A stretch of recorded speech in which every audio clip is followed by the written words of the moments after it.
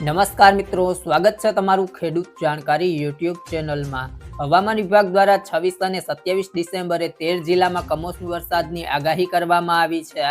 મિત્રો, તમારા વિસ્તારમાં કેવો માહોલ રહેશે એ અંગે વિડીયોમાં વાત કરીશું, તો વિડીયોને અંત સુધી જોતા રહેજો અને ચેનલમાં નવા છો તો ચેનલને સબસ્ક્રાઇબ કરી દેજો। હવામાન વિભાગના અમદાવાદ કેન્દ્રના ડાયરેક્ટર AK દાસે આગાહી આપી છે, જેમાં તેમણે જણાવ્યું કે 3 દિવસ સુધી હવામાન શુષ્ક રહેશે, જે બાદ ચોથાથી લઈને છઠ્ઠા દિવસ સુધી કેટલાક વિસ્તારમાં ગાજવીજ સાથે યલો એલર્ટ આપવામાં આવ્યું છે। 2 દિવસ સુધી ઠંડીમાં કોઈ મોટો ફેરફાર નહીં થાય, પરંતુ તે બાદના દિવસોમાં તાપમાનમાં 2 થી 3 ડિગ્રીનો વધારો થવાની શક્યતા છે। અરબ સાગરમાંથી આવતા ભેજને કારણે તાપમાનમાં વધારો નોંધાયો છે।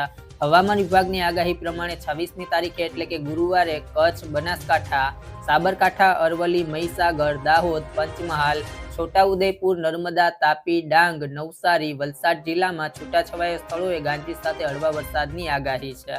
આ જિલ્લામાં યલો એલર્ટ આપવામાં આવ્યું છે, જોકે આ ઉપરાંતના અન્ય કોઈ જિલ્લામાં કોઈ પ્રકારનું એલર્ટ આપવામાં આવ્યું નથી।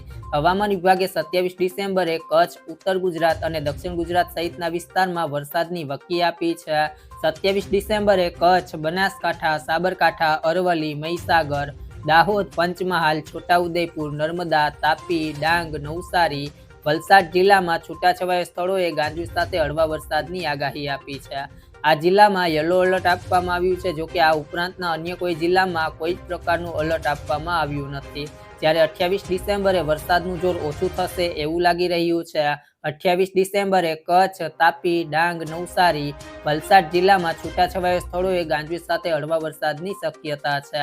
આ જિલ્લામાં યલો એલર્ટ આપવામાં આવ્યું છે, જોકે આ ઉપરાંતના અન્ય કોઈ જિલ્લામાં કોઈ જ પ્રકારનું એલર્ટ આપવામાં આવ્યું નથી। જો મિત્રો, તમને મારો વિડીયો પસંદ આવ્યો હોય તો વિડીયોને લાઇક કરો, તમારા મિત્રો સાથે શેર કરો અને જો તમે ચેનલમાં નવા છો તો ચેનલને સબસ્ક્રાઇબ કરી દેજો।